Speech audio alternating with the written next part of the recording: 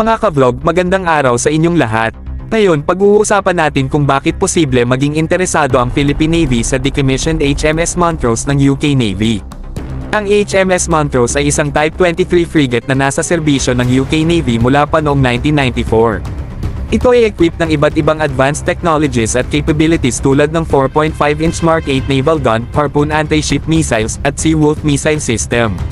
Mayroon din itong helicopter deck at hangar na magbibigay ng opportunity sa Philippine Navy na mag-operate ng sariling helicopters mula sa barko.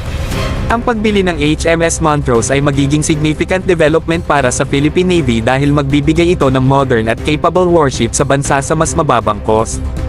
Dahil ito ay dinecommission na ng UK Navy, magiging available ito for purchase sa mas mababang presyo kaysa sa pagbili ng bagong warship.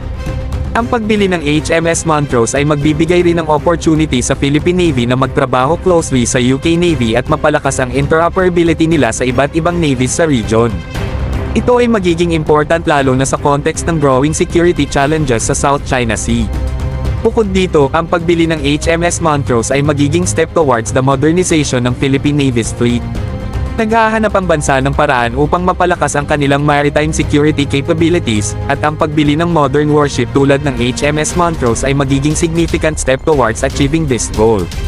Sa kabuuan, ang decommissioned HMS Montrose ng UK Navy ay isang great opportunity para sa Philippine Navy na magkaroon ng modern at capable warship sa mas mababang cost. Ito ay magbibigay rin ng opportunity sa bansa na magtrabaho closely sa UK Navy at mapalakas ang interoperability nila sa iba't ibang navies sa region. Inaasahan natin na makakarinig pa tayo ng mga updates tungkol dito sa mga susunod na buwan, kaya stay tuned para sa mga information. Yan lang po para sa ating video ngayon. Huwag kalimutang mag-like at mag-subscribe para sa mga updates sa latest news and developments. Maraming salamat po sa panonood.